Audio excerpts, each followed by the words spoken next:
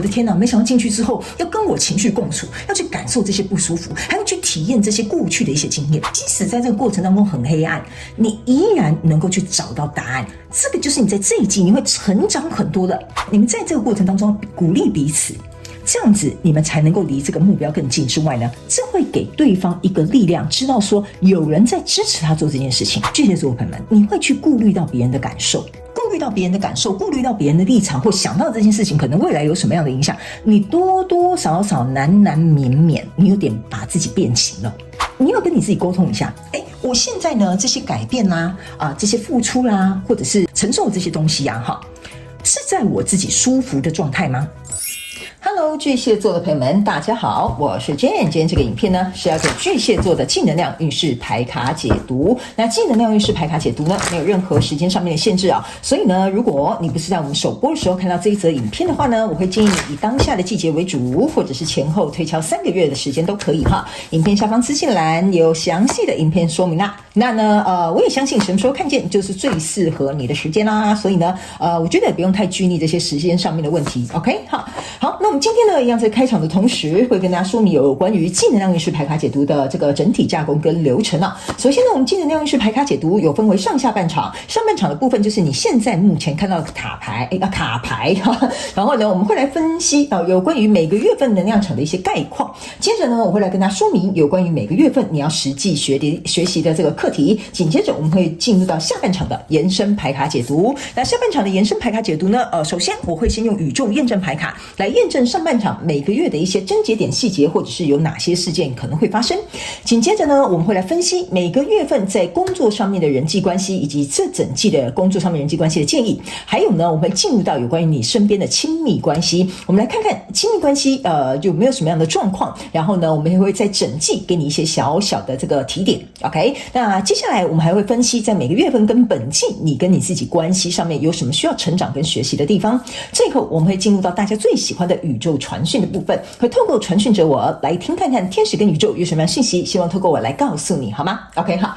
那我们话不多说，就准备进入到你这一次的净能量运势牌卡解读啦，巨蟹座的朋友们。 OK， 好，首先呢，在台面上你看到的这3组牌卡分别是你在本季的第1个月份、第2个月份跟第3个月份。 OK， 并不代表今年的1、2、3月。 OK， 好，因为每次都会有新的朋友问，所以我在开头跟大家说明一下，好吗？哈，所以等一下解牌的过程当中，我也会讲第1个月跟第2个月跟第3个月的方式。OK， 那这张牌卡是牌卡，好，对不起，牌卡发生什么事哈？来，这张牌卡呢，是代表你整个季度的主要的能量场的这个算是一个总结啦哈。那这张你目前看不到的底牌呢，是你的王牌，也就是在这个季度的过程当中，如果你遇到任何问题，或者是希望有一些建议能帮你解决眼前的这些状况的话，可以来听看看你的王牌有什么样的内容要告诉你，好吧 ？OK 哈，好，那话不多说，请巨蟹座的朋友们给我一点时间，让我去感受你的能量场上面呈现跟细节哦。OK 好，请稍后哦。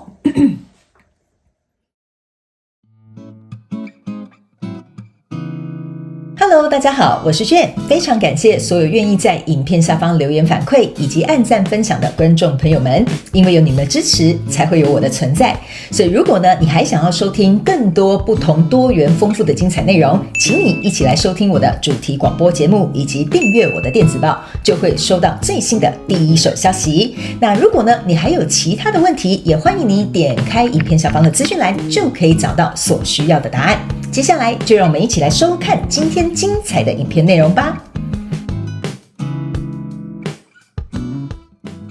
OK， 好，我个人会感觉巨蟹座的朋友们在这一季的过程当中其实你的主轴很简单啦。如果要以白话来讲的话呢，就是说你要对自己有多一点肯定跟信心，就是说这一季呢，你在培养这一块部分，比如说自己的比如说自我价值啦，或者是自我肯定啦，或者是自信心的这个程度方面呢，我觉得你要度过自己心里的这个坎。好不好？我们先来看一下你每个月份呈现的一些状况，好吗 ？OK， 好，来，首先在第1个月份，你抽到的是魔术师跟宝剑十，然后还有这个权杖6。那这3张牌卡呢，在你本季的第1个月份出来的时候呢，象征的意思是说呢，其实巨蟹座可能我会觉得你这一季的能量场比较跟你自己内在的某个地方想要提升是有关的。比如说我刚刚讲的自我价值、自信啦，或者是自我肯定啦，或者是内在的安全感啦，或者是在事业上的成就满足感。感等等之类，反正这个东西是摸不着的，它是一种感受。OK 哈，那在这个季度你想要提升这个地方，因为呢这边是一个宝剑十 ，OK， 那宝剑十给我感受到这个能量场有点像说，巨蟹座的朋友们知道说，如果我在这个季度持续被这个感受所困住的话，那我永远都会感受到局限。就是说，比如说我对于一件事情呢，我没有安全感，那我永远呢都会采取比如说比较保守的方式，好，或者是我可能就会比较不愿意尝试新的事物。OK， 我就稍微简单举例，你们要灵活运用在你们生活状况当中，角色可以互换，好吗 ？OK， 所以呢，你望向远方这一张是宝剑十，其实你是想要走向宝剑一，象征就是说我想要迎来一个胜利，就是说我终于成功跨越我心里的这个什么什么障碍啊，或者什么什么坎啊，或者是什么心结等等之类的，你会觉得说我想要走向宝剑一 ，OK， 并且迎来这样子的胜利 ，OK， 好，我希望能够透过自己的力量，或透过一些练习等等之类的，去得到我想要的结果。那这一张魔术师的牌卡在这里哈，就是说呢，你看他好像坐在一个草皮上，然后呢，在这边施法哈，这边有一个很像是漩涡的东西。那在这里呢，我个人会感觉非常有趣的哈，请你们特别注意看这个漩涡的部分。这个漩涡呢是紫色跟这个绿色哈，然后你又坐在这个绿色的上面，所以这就是让我感觉你在心轮、胸口或心情哈或情绪都是在我们胸口这一块哈，就是有非常想要极大的一个转变，并且里面有紫色的意思，就是说这个内心的那个什么坎哈，请你们自己去填空，看你想跨越心里的哪个障碍呢？它是需要你透过另外一个层次的一个智慧去突破、去蜕变。OK， 那当然还有包括行动上面的付出，因为权杖六象征的是行动上的。OK， 所以你想透过内在的调整跟比如说更高的智慧的层次或角度去看待这件事情，也想透过行动能够让你自己在这一个关卡当中比较容易穿越，或者是有一个新的开始，而且不要再因此受到任何的局限或者是捆绑，好吧 ？OK， 那呢，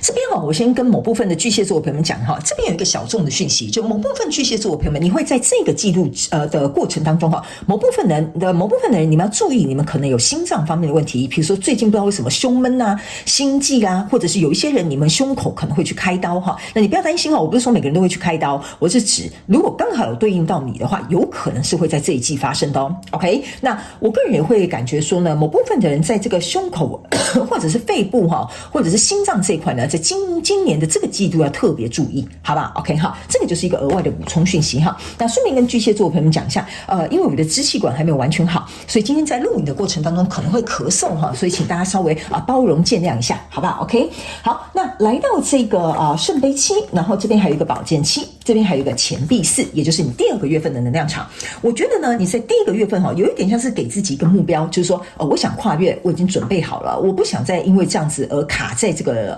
状态当中 ，OK？ 那来到第二个月份，我刚刚有讲嘛，你这边是要有行动的。OK 然后这边是要突破有关你心轮或者是内心的所思所想或情绪你想跨越这个部分，但是这里非常有趣你看你抽到两张都是7号牌，一个是宝剑七，一个是圣杯七。OK， 那圣杯七你可以注意看，这个人在那边摇手手然后呢，这些圣杯呢全部都是盖起来的，没有一个是翻过来的，所以呢。我觉得某部分的巨蟹座朋友会在闯关就是想要去克服这个心理上面的障碍的时候，在第二个月份的时候你很害怕，就是说，因为要跨越这个障碍，引发了更多的情绪出现。OK， 比如说假设好了，你在这个感情当中有很深的不安全感，然后呢，你为了要去跨越这个障碍，然后你没想到可能有一个事件发生，或你尝试去突破的时候，引发了更多的情绪的起伏。OK， 这个就有点像是我要举例的这个能量场的一个内容那在这个过程当中呢，你就会变成是我到底要这样做还是不要那样做 ？OK 然后呢，我也觉得某部分巨蟹座的朋友们，因为你正在勇敢的去尝试跨越这个心理上面的思绪障碍或信念上面的这个框架，所以呢，在这个过程当中呢，我觉得你也会有一点紧张，就是说我到底要这样做吗？我每翻一个圣杯我都会感觉我好像被捅一刀你看这边是有一个人拿一个宝剑就捅一刀，就你好像说我要去跨越这个障碍，然后就会比如说比如说就是我可能会回忆到过去的事情。比如说不好的经历，或者是这个人这样讲，刚好老天爷就送给来一个事件，让我更加深刻的去感受我想要跨越心里的那个什么东西。OK， 所以这个匕首给我感觉就有点像说，在这个要跨越的过程当中并不舒服然后你会觉得说，我明明许的愿望或我想要做的事情是跨越怎么好像事情好像有点越弄越糟或者是我感受到的反而并不是我期待的很舒服的这个状态 ，OK？ 因为这是一个过程。好，宝剑7走的下一张牌卡是宝剑8，圣杯7走的下一张牌卡是圣杯8，对吧？那圣杯8跟这个宝剑8都会有一种就是觉得我的付出、我的努力到底会不会得到我想要的相对应的结果？所以你正在这个历程过程当中，你正在跨越，你正在努力，你正在突破跟超越，所以这个状况其实是不舒服的。我必须要跟你讲，第2个月的状况是这样。所以呢，这张牌卡是一个钱币4，考验的就是巨蟹座的朋友们说 ，OK 哦，好哦，现在这个状况是你说你要去挑战的，你要去跨越的，你要去努力突破的哦。然后呢，这个状况不舒服之后，你这个钱币4啊，就有点像是说，我到底要不要保守一点点哈？我其实我现在这样子也可以啊，我干嘛没事要自己找事给自己做 ？OK， 所以在第2个月份的时候呢，我个人会感觉呢，你在跨越这个过程当中，你开始进入到一个犹豫，或者是有点退缩，或者是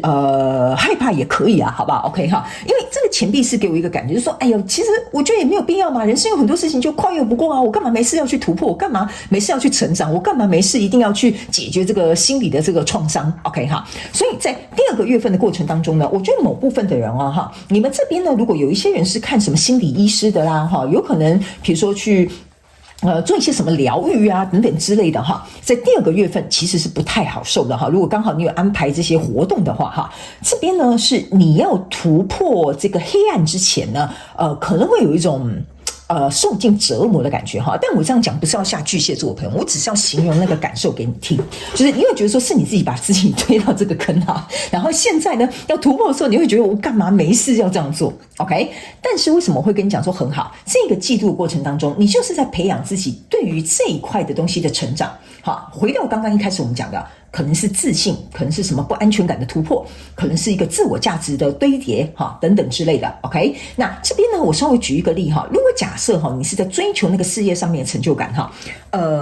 他们说因为我要简单举例，巨蟹座的朋友们可能比较理解，比如说在这里哈，你会觉得说我不可以永远只能当别人的左右手，我要想办法自己去领导一个案子啊，自己成为这个案子的 leader 哈，那这样我才可以迎来我的胜利，然后我也可以克服上台报告的恐惧，或者是我也会去抒发掉比如说要管人啊，这种管理这种我觉得不足的地方，我也可以透过这个状况去成长。那人际关系的往来的沟通呢，我觉得我也要学习。这个有点像是你第1个月立下的目标，然后你真正去做到第2个月的时候，你发现说，哎，事情好像没有那么简单，所以在这里可能就开始出现一些事件跟考验或者是挑战。OK 哈，这个就是我简单举例说明，你会比较容易理解我在讲什么。所以你会觉得说我干嘛啊？我以前呢，就是当我主管的手下就好了，我又不用负那么大的责任，我也不用去盯别人的进度，我也没有必要去跟这个客户交涉，我干嘛没事要这样子自己去做一个突破？好 ，OK 哈，所以这样举例你就懂了。因为来到第3个月的时候呢，我们在这里有一个战车牌卡跟宝剑侍者还有圣杯1哈，对不起。然后呢，这3张牌卡在你第3个月的意思就是说呢，我觉得你这个挣扎只是暂时的。OK 哈，因为巨蟹座的朋友们，我可以告诉你哈，你在这一季这里哈设定好想要做的改变跟挑战自己内在心理的哪个状况的时候呢，我觉得你是下定决心的。OK 好，只是我们有时候来这里就是会 murmur 一下哈，或 complain 一下，或者是埋怨人生一下。OK， 我觉得那就是一个小小的窟窿，好，小小的窟窿。我觉得你只要跨越这个窟窿，来到第3个月哈，这个战车牌卡呢，我觉得你会奋不顾身，甚至你会勇于突破，你会向前冲刺，你会觉得说我头都洗一半了啊，我现在也没有退路了啊，或者是我已经就接下这个案子了，我也没什么好埋怨别人了。当初就是我自己主动去跟老板提出说我想要尝试去做这样的突破。OK， 所以呢，我觉得在这样子的动能哈，在第3个月会回到你的这个，我觉得你的状态里面哈，就原本是这样很乐观积极哈，来到这边可能有点消极悲观，来到这里的时候有点像是重拾了你的那个力量跟信心，还有这个对于自己的这个肯定。所以战车牌卡呢，一旦它冲出去之后呢，在这里有一个宝剑侍者，宝剑侍者哦，你注意看到他是走在这个宝剑上面，是跨越2个悬崖，并且手上拿着一本书，这边呢有很多灯泡，象征的意思就是说呢，在经历过这1个季度这3个月的过程当中呢，我觉得哈，你会想方设法的去找一些你要去跨越这个你自己为自己设定的什么坎哈，什么门槛，然后呢，你会找到这个智慧去解决它。还有一件事情哈，你在走这2个悬崖的时候是走在一只宝剑上，所以象征的就是岌岌可危，或者是步步惊心。OK， 你自己也会有能够很好的一个平衡感，从这里跨越到这里。如果呢，你注意看哈，这个从这里跨越到这里哈，还有一小步的差距在这里 ，OK？ 所以我觉得在这一季呢，你大概可以跨越60%到70%左右 ，OK？ 我觉得要完全跨越，应该要等到下一季的能量场 ，OK？ 但是哈，来，这里就是为什么我要跟你讲这件事。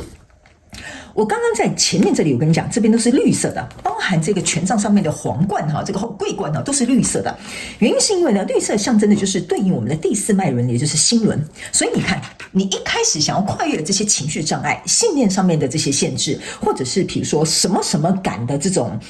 恐惧或担忧哈，在这里我觉得你会开始哈，为什么会说你还差一步，大概差个3成左右，就是你现在正在学习掌握，你以前是有点像是我一直被控制哈，被这个状态控制。接下来来到这边呢，我想要突破，可是我好像要被反控制。但是来到这里的时候，你是已经开始慢慢熟练，所以你可以控制，但是可能没有控制得很完美，但没有关系。因为你已经控制到6-7成，我觉得这样就很好了 ，OK？ 所以这个就是这个圣杯1。所以呢，你整个季度的主体能量场呢，在这里是一个钱币石。OK， 好，那这钱币石给我的一个感受就有点像是说呢，你在重重跨越的关卡过程当中呢，你正在完整你自己。OK， 你正在完整你自己。OK， 那完整你自己这个部分呢，不是说什么你以前可能缺了什么，或者是比如说。你以前很不完整哈，不是这个意思。这个意思是说呢，在这个过程当中呢，你慢慢想要把自己缺失的那一块补回来，自己匮乏的那个什么匮乏感哈，比如说金钱匮乏感啊，什么安全匮乏感哈，你想把它补足过来。然后这个钱币石也象征的是你想把自己变得很稳固哈，就是说你要有这个底气，你有很稳固，然后呢，你情绪可能比较不容易波动，或者是在金钱的这个比如说安全感上面比较富足哈，这个都是钱币石代表的印象。那请你们要灵活运用在你对照的状况当中 ，OK？ 所以这一块东西呢，我个人会感觉哈，你会奔着这个钱币石去的，是钱币石去的 ，OK 哈？所以呢，你在奔着这个钱币石去的同时呢，我觉得呢，我必须要告诉巨蟹座的朋友们哈。你不要给自己太大的压力，因为我觉得哈，你走到第3个月份的时候呢，你会找回那一股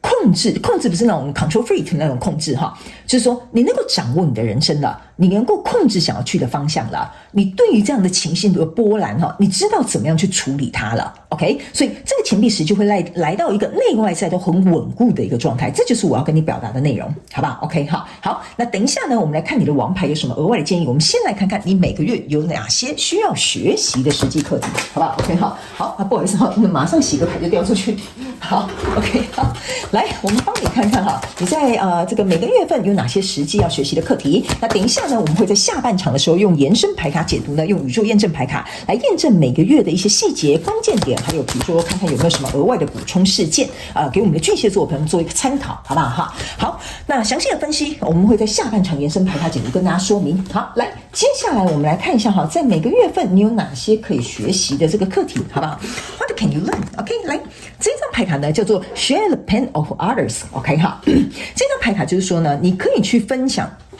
你可以去怎么讲？分享我要怎么说呢？我先跟新来的朋友们讲一下哈，我不一定会按照牌意来跟你做一个解释，我会按照天使跟宇宙的指引，还有这个能量场上面呈现，跟你讲这个你比较适合听到的讯息哈。这张牌卡呢，比较有点像是说哈，你必须要能够去让别人知道你想要突破这样的状况哈，比如说假设你一直对感情有不安全感哈，所以导致于你现在都不敢交男朋友女朋友哈，或不愿意相信任何感情当中一个人 OK 哈，那这就是为什么我刚刚在前面有一点读到你们某部分的人可能有在看比如说心理咨商啦，或者是你有在做一些什么灵性的疗愈啦等等之类的哈，这些人是可以帮助你度过这个关卡的 OK， 所以我个人会感觉在第1个月份的过程当中哈，你要先去找到你的支持系统。就说比如说信任过的姐妹淘啦，可以跟你聊聊他们的经验啦，然后帮你出主意啦，协助你度过这个困难的时期啦，好，或者是你有这个专业人士的协助啦，然后他可能给你一些练习啦，或者是让你能够更加了解自己去进行一个分析啦。这个就是说呢，你要把你的重担分给别人 OK， 为什么我会说你要学习把你的重担分给别人的原因就是说呢，如果你我觉得某部分巨蟹座的朋友们，你的能量在这边给我有一种感觉就是压抑啦 OK 哈，或者是比如说有一种我自己来啦 OK 哈，或者是我讲了没有人可以理解啦哈，或者是你会认为自己心思很敏感，所以没有人可以像你这么敏感去领悟到或者是感受到你的这些状态 OK 哈。这边我要特别提醒你，第二个你在第一个月要学习的这个课题哈，不要把你自己看得太重要。为什么我会这样跟你说哈？我不是说你很自负或自以为是，把自己看得很重要。我的意思是说呢，因为呢，如果你会有刚刚以上讲的想法哈，就有点像是说，好像我的痛苦没有人知道呢哈，好像我的为难都没有人可以理解哈，好像我这些担忧跟害怕哈，都没有人可以去感同身受哈。这个就是有点像说，你把你自己有点放太大了 ，OK？一定有人可以帮助你，我们每个人都是需要有团体的支持跟帮助还有理解的。但是如果你认为我就是那个只能自己疗愈自己我就是那个只能自己帮助自己，你们都没有办法理解我感受的这些痛苦的话那我可以告诉你你要去想这个角色你到底是在扮演一个希望能够得到帮助而重生或者是获得新的开始的人，还是说你只是希望在这里这个舞台上这样子演这个琼瑶女主角让别人来看你然后增加你的这些痛苦或者是困在这里的状况，或者是要附和你的这个状况那我觉得这样子对这件事情没有帮助 OK。 所以第二个你要去学习的一件事情就是你一定要能够去确确实实的解决你想跨越的这个什么坎内心特别是心轮状况的这个坎 OK。 然后呢这边有一个极小众大概只有 5% 的巨蟹座的朋友是这样不要一直重新去说怎么讲一直重复的在你身边的人去讲你那些有关于情绪上面的怎么说呢我怎么形容？比如说你失恋的心情很不好啦你就是想要跨越这个失恋的这种伤感，好不好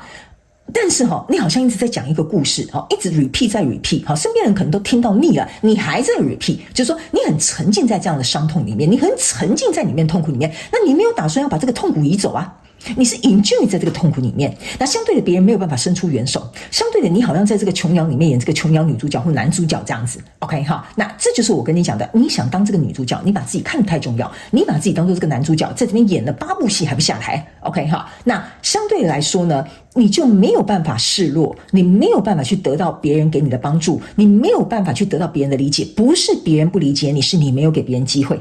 OK。 还有当你一直重复在讲些这些东西的时候你是在用痛苦让自己去感受到你的情绪，你可以用另外一个方式去感受到你内在深层的情绪，不一定要用痛苦的方式，不一定要用恐惧的方式，不一定要用忧虑的方式，这个也是你在第一个月要学习的课题 OK 因为呢我个人会感觉某部分巨蟹座的朋友们，你在这个第一个月份的能量场就是说呢我觉得这个是走得比较慢的巨蟹座的朋友们，可能还在那个状态里面没有出来，大概占30%，就是我刚刚讲的第二类型你要去学的这个课题那其他的大部分的巨蟹座的朋友们，我个人是会感觉你应该要赶快了，因为我觉得你已经领悟到了，你想改变了，所以你要赶快去找到你的资源系统 OK。 好，来，接下来我们来到第二个月，我们来看一下你第二个月要学什么。好，来，第二个月就是说感谢小的成就 OK 这个就是我刚刚为什么特别要跟你说的巨蟹座的朋友们我刚刚是有讲你来到第二个月，你会突然觉得说我刚才没事找自己麻烦，挖一个坑给自己跳现在过得好，为什么没事还要去改革什么，然后提升什么，突破什么，我头洗一半了来到这里。所以这2张7号牌加上这个钱币的4号牌，我们要告诉你的一件事情就是说，你要能够去看到你愿意为了自己去做出这个改变 OK。 你明知道这个不舒服，你明知道这个不好受，你明知道这个东西就是会卡住你的人生，让你没有办法往前前进，让你有所局限，让你的潜力没有办法发挥 OK。 那你现在已经做了，你跨出这一步做这个决定就已经是一个很伟大的成就了。所以我要你在第二个月去练习一个东西这张牌卡我告诉你不要认为自己现阶段在第二个月什么东西都没有突破，我到底在搞什么鬼我到底能不能成得了大事，我到底能不能突破我这些内心或者是信念或者框架上面的一些障碍 OK。 好，我要请你去专注一件事情，第一，你做决定就是一个成就，第二，你观察到自己目前暂时没有办法跨越，可是你站在那里，你没有因此而迟退或者是退后或者是退缩或逃避，这个也是一个成就。我没有要求你在这一季把你内心的那个状况解决，我只要求你站在这里，在这一季你看见那个问题，但你不要跑，你就看见它。我跟你讲我这次没有落跑这次其实我也不知道怎么做我甚至也不知道怎么样去解决这些问题，但没关系，我就先站在这里我先看着这个问题，因为我看到问题也是一个成就。如果你连你自己的问题都看不到的话，你是没有办法解决问题的，这就是一个小小的成就。我要你在第二个月去练习看到你自己这些所谓的小小的成就，你要给自己 credit， 你要能够去夸奖你自己跟之前的这个差异性好吧，这个就是你在第2个月你要练习的哈。你不要认为说因为这些事件又引发了我其他不安全感，这些事件又引发了我什么内心的这种什么匮乏，这些事件又引发了我现在就想要逃避了。OK 哈，我知道这个过程不容易哈，我必须要跟你讲，有的能量场可以意会不能言传，但我完全能够理解你2月份的状态。你搞卡底下的话，你就给我站在那里就好，不要动，你就去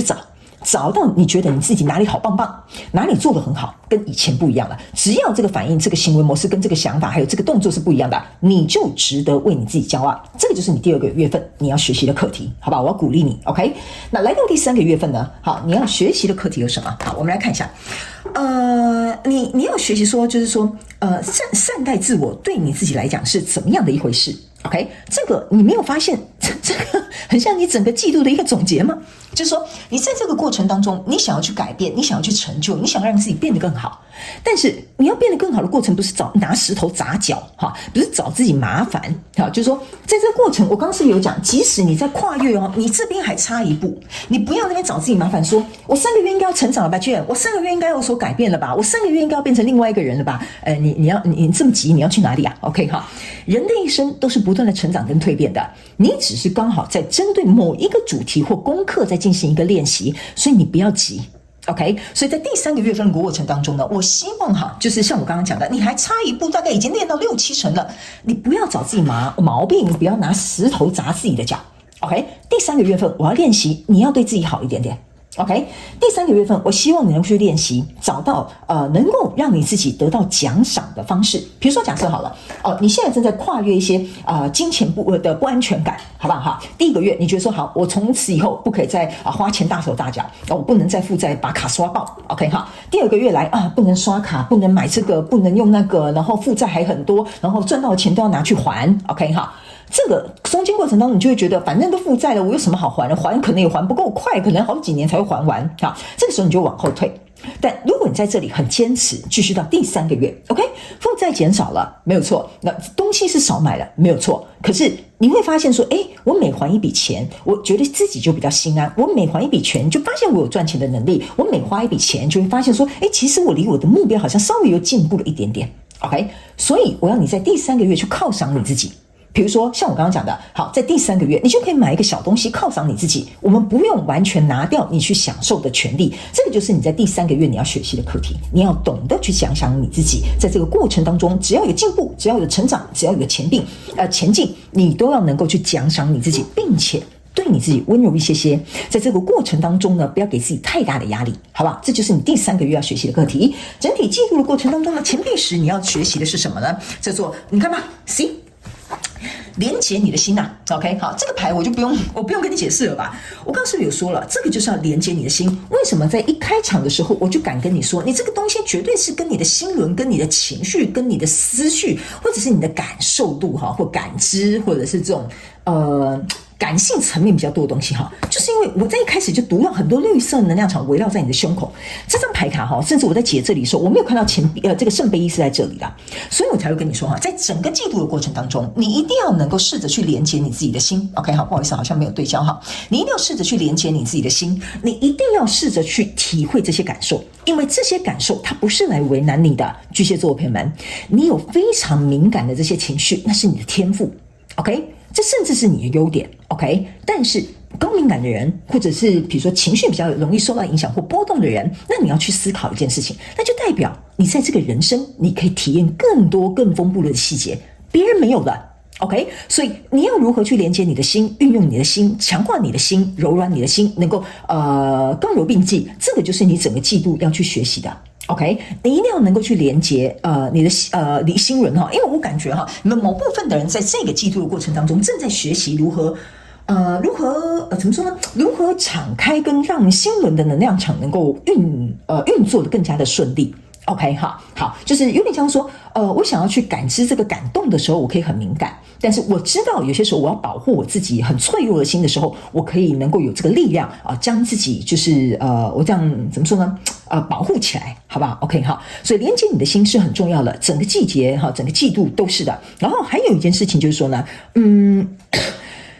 某部分极小众的这个巨蟹座朋友们哈，我感觉呢，你们有些人是要去疗愈过去曾经受过的伤痛。或者是你觉得的遗憾 ，OK， 伤痛、遗憾，然后还有某部分的人是，你有点愧疚、自责，我不知道为什么。OK 哈，有可能跟你们经历的事情是有关，那这个也是你在整个季度的过程当中呢，慢慢去找回你的底气跟底蕴哈，去强化这个钱币石的这个练习。因为这个钱币石哈，还有给我另外一个感受，有点像是说，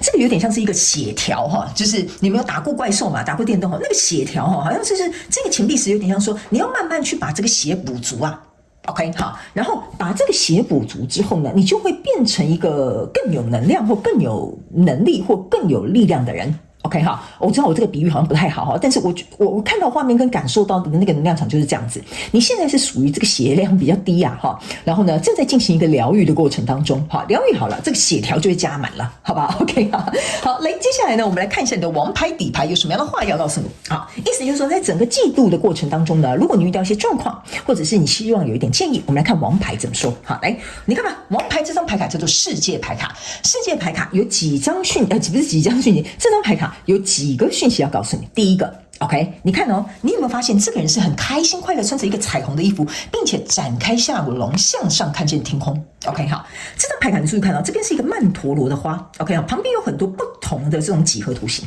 这张牌卡就是要告诉巨蟹座朋友们，你在这一个季度过程当中，你会有非常多灵性上、情绪上、感知程度上面的跃升，你会很快乐啊。OK， 你会很快乐，而且这个原型象征的就是这个东西，叫做圆满。OK， 你开始我要怎么跟你形容这个呢？你开始会意识到一件事情，我感觉到我的人生是圆满的，我人生好像什么都不缺，我觉得我自己回到一个完整的状态，我知道我自己是谁。OK 好，我现在全身起鸡皮疙瘩，我在传递给你这个讯息的过程当中，我觉得你会在这一季最终感受到这样的能量场，这是第一个。OK， 所以他们要我告诉你哈，在完整哈或者是去寻找自我的过程呢，它是一步一步慢慢来的，所以不要急，好不好哈？这个是他们希望我重复再告诉你。第二个，这张世界牌卡呢，象征的是某部分的巨蟹座朋友们，在这个季度过程当中呢，你会重新去展开一个你自己的世界。OK， 那这个世界呢有几个比喻哈？第一，去探索你未知的世界；第二，去突破你旧有的世界；第三，在这个过程当中呢，你能够去理解这个世界为什么会有这样事情的发生。OK， 还有某部分人甚至会在这个季度过程当中去理解为什么你会想要回到这个世界上。OK， 我这样讲你可能会觉得有点悬疑哈，但是有一点像是说，你在这个季度过程当中会找到你人生的目的，或者是生命的目标，或者是比如说你对于人生上面的一个追求。OK， 所以呢，在这个过程当中呢，你一定要尽力可能的去尝试，